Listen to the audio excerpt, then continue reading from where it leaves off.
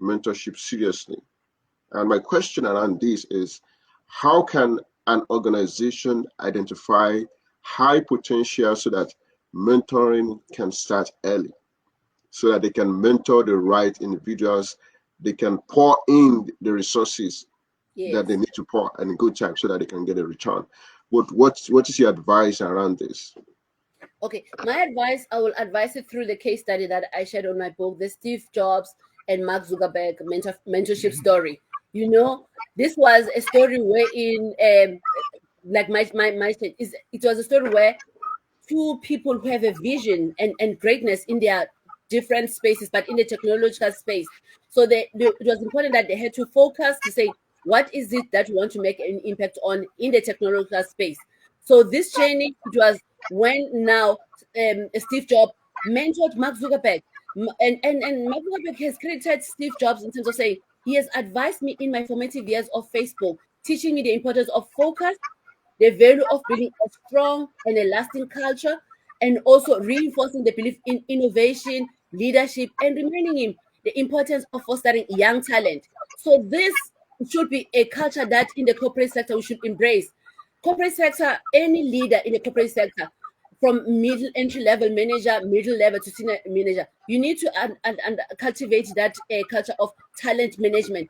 Everybody, you have a pool of people who are talented, and when you identify that pool of talent management, then you have like performance management, not only in terms of what you expect them to be in their managing them in terms of what they are currently doing, but then in terms of preparing them for the next level of management. So through guided performance management, personal development plans, and give them exposure on the job skills development. Have somebody to shadowing them. It's called job shadowing.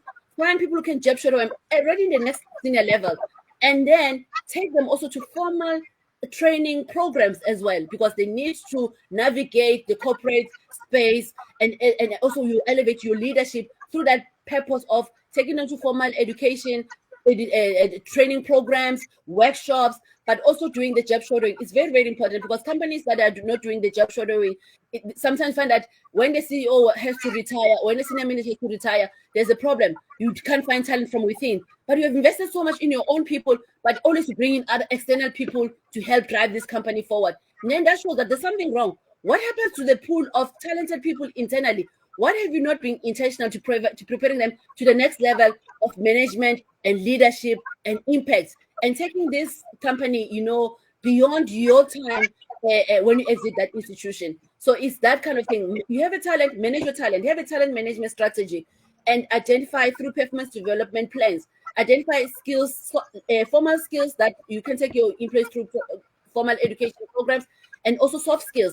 Have managers who are already there in the field to mentor, to shadow, do job shadowing. And through that, you are building a very strong kind of culture of loyalty, commitment. Employees are motivated, they are performing highly because they feel themselves being part of the culture and the organization, not only short term, but they see themselves literally growing within the rank long term as well. Wow. Thank you for sharing that. That's very powerful. Giving examples and explaining. If you're just joining, we're talking about Passing the Torch Mentorship by my guest, Cindy Mazubuko.